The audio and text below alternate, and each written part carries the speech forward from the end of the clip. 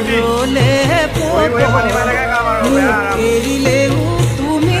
স্মৃতি থাকি যাব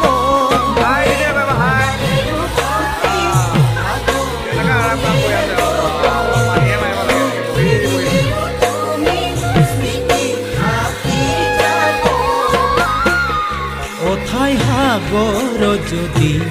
মুকে ঠেলি দিয়া মুকে কন্দুৱাই তুমি কাণৰ যদি কোৱা এদিন তুমি নিজেও কান্দিবা তুমি জানানে এদিন তুমি নিজে